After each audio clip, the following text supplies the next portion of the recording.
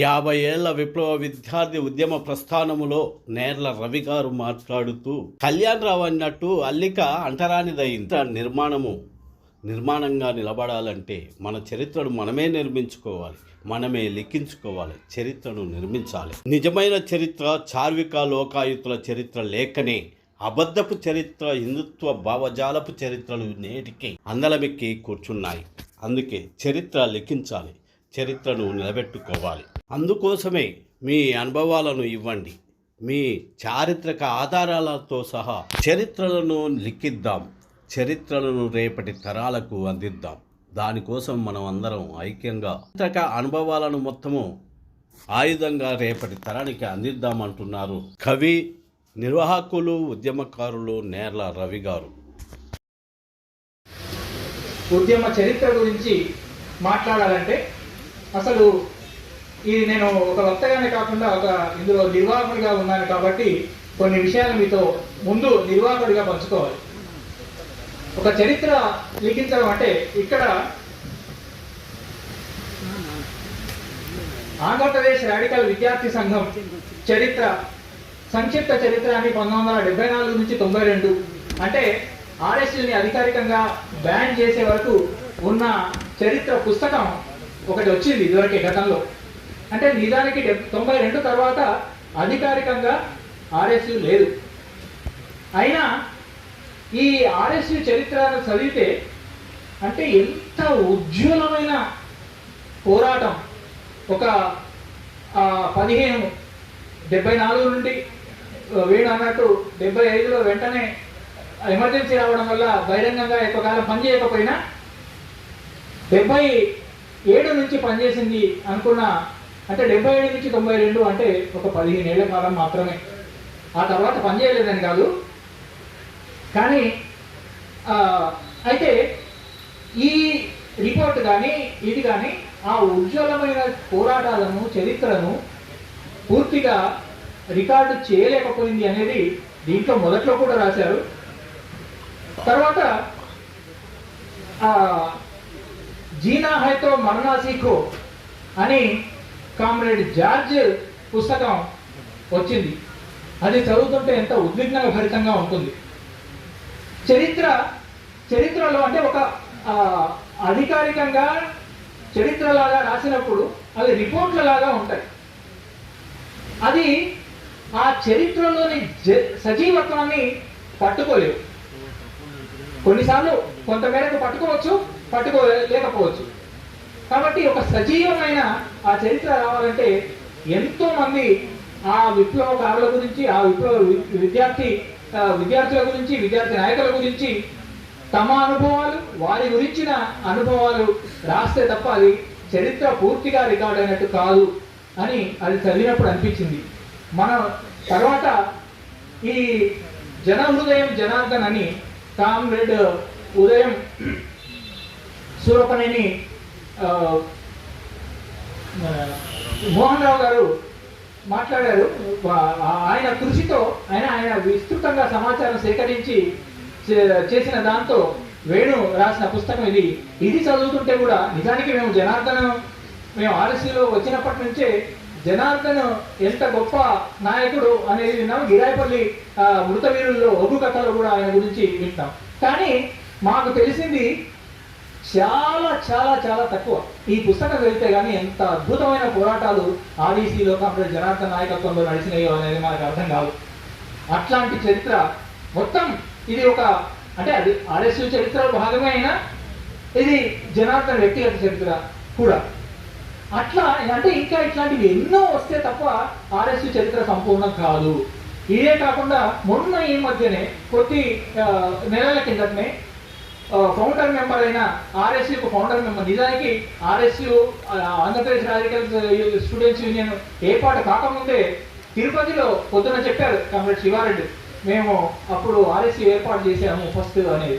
ఆయన రాసిన ఈ వెంటాడే జ్ఞాపకాలు కూడా ఆ చరిత్రను అట్లా రికార్డు చేసిన సందర్భం.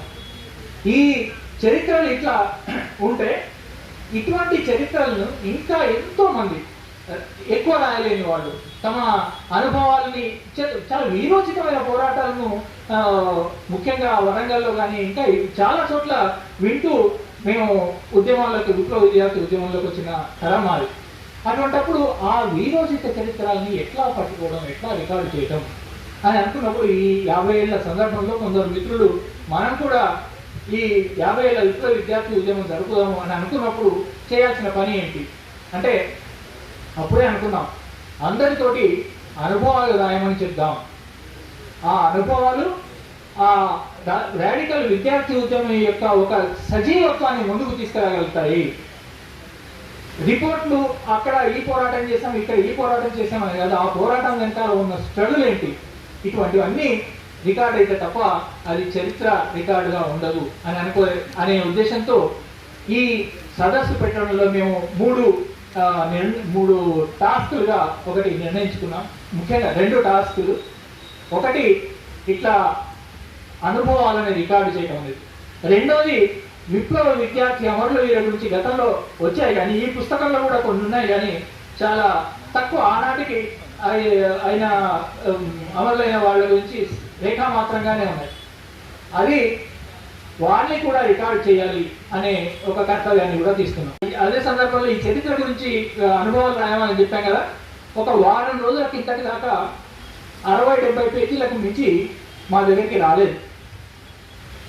అంటే ఈ సభ జరుగుతుందో జరగదో పొద్దున మిత్రులు కూడా చెప్పారు ఇవన్నీ అనుమానాల వల్ల దీనివల్ల ఎట్లా చేద్దాం. కానీ సమయం దగ్గరికి వచ్చి కొంతమంది మిత్రులు వాట్సాప్ గ్రూపుల్లో ఇవి పెట్టిన తర్వాత వాటితోటి ప్రేరణ ఉంది. అంటే ఒక వారం రోజులు 10 రోజుల కింద దాకా 60 నుంచి 100 పేజీల దాకా మాత్రమే వచ్చి ఉంటాయేమో అనుభవాలు. ఈ వారం రోజుల్లో ఎన్ని అనుభవాల రైటప్స్ వచ్చాయంటే ఇప్పుడు అది 360 పేజీల పుస్తకంగా రేపు మీ ముందుకు రాబోతోంది. 50 ఏళ్ల విప్లవ విద్యార్థి ఉద్యమ ప్రస్థానం అమరుల దాని అనుభవాలు జ్ఞాపకాలు అనే పేరుతో అవి ఇంకా అంటే యాక్చువల్గా ఏంటంటే ఇవన్నీ వస్తున్న తర్వాత నిన్న మొన్న కూడా ఫోన్ చేసి అయిపోయిందా పుస్తకంలో మా అనుభవాలు ఇక్కడ వచ్చే అవకాశం లేదా అని అడిగిన మిత్రులు ఎందరో ఉన్నారు. మేము ముందే మాకు ఇది ఒక అంచనా ఉంది. ఎందుకంటే మనం ఎన్నో పోరాటాలు చేసినా వాటిని రికార్డు చేసుకునే అలవాటు మనకు లేదు. రాయడంలో అంటే పోరాటం చేసినంత రాయడంలో ఉన్నాం కాబట్టి అయితే ఇప్పటికైనా తప్పనిసరిగా ఇప్పటికి కూడా కనీసం వచ్చి ఈ రేపటి పుస్తకాల్లో చోటు చేసుకొని వ్యాసాలే ఇంకొక 50-60 పేజీల దాకా ఉంటాయని అనుకుంటున్నాను. కాబట్టి మళ్ళీ ఇంకొక వాల్యూమ్ కూడా తీసుకురావాలనే ఉద్దేశం ఉంది. కాబట్టి ఇప్పటికైనా ప్రతి మూలలో ఉన్న మిత్రులందరూ కూడా అక్కడి తమ అనుభవాలని తప్పనిసరిగా రాయండి, దాన్ని రికార్డు చేద్దాం. అందులో ఇతిహాసపు చీకటి కోణం మాట్లాడుకున్నప్పటి కాన్ఫరెన్స్ అనే కథలన్నీ కావాలి ఇప్పుడు అని మొదలుపెట్టిన గుర్తొస్తున్నది. అంటే ఇది మనకు ఇతిహాసపు చీకటి కోణంలోకి మన ఈ విద్యార్థి ఉద్యమం వెళ్ళలేదు కానీ చేసే ప్రయత్నాలు చాలా. ఈరోజు ఈ కాషాయీకరణ జరుగుతూ చరిత్రను తిరగరాసి ఈ భారతదేశ చరిత్రనే మొత్తంగా తిరోగమనంతో అన్ని రంగాల్లో తిరోగమనంతో పాటు చరిత్రను కూడా తిరోగమనంలోకి నెట్టుతున్న ఈ సమయంలో మనం మన చరిత్రని రికార్డు చేసుకుంటే తప్పనిసరిగా రికార్డు చేయాలి. ఆర్ఎస్యు పోరాట చరిత్ర నిజానికి 74లో కొద్ది నెలలోనే ఎమర్జెన్సీ విధించి ఆర్ఎస్యు పని చేయకుండా అయ్యింది.